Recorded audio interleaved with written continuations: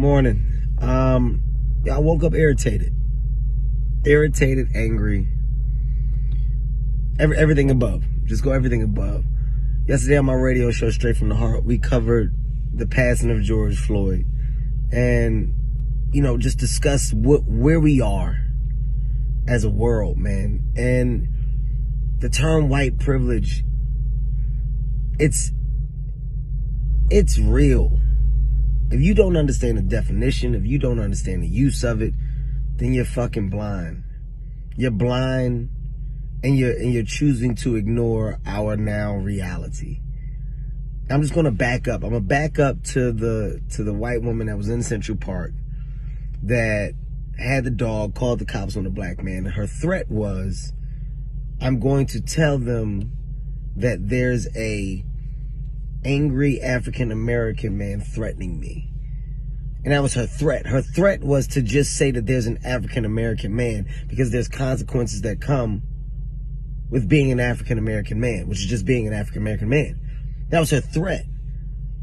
That was her threat, and that's what she was using. In today's time, that's what's known. It's known that I can bring harm your way by just telling someone that you're black. That's a fucking problem. It's been a problem, but the problem is on full display right now. It's on full display. And then George Floyd's death is another pure display of hatred, racism at the highest level. And after it's over, the thing that can almost at least correct is immediate reaction of consequences. And instead we wait. We wait. As a system, you're flawed. You're not only flawed, you're wrong on every level. And the only way to make anything better is to fucking fix a broken system. There needs to be immediate consequences. That man needs to be thrown in jail for life. Not in weeks, now. If it was a black man, we know he would be in jail now. And by we, I'm talking about everybody. We as people know he would be in jail.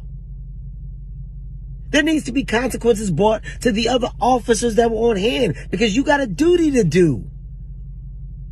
Your job is to save lives, not take them. That's your job. When you get called to a scene, the last thing you want to do is take a life. You're trained to try and save lives. That's what your job is. So when you're taking them and you're amongst a group of people that witness it, then you're all guilty. Point blank. You're all guilty. And the only people that seem to be falling victim to these type of consequences are people of color. People of color are the ones that are falling victim to our quote unquote accidents. It's not accidents, man.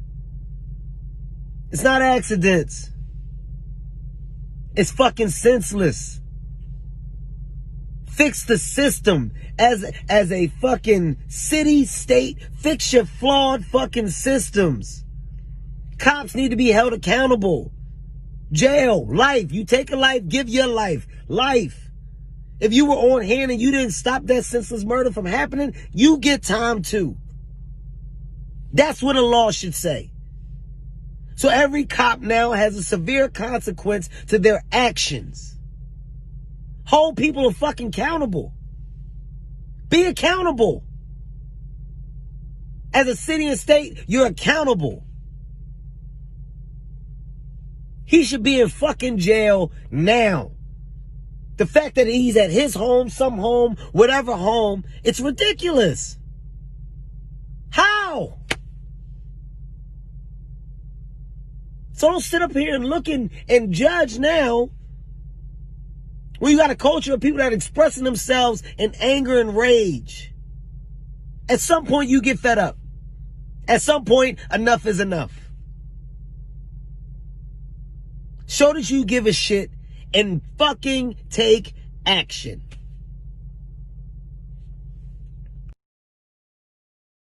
So I just want to give my POV.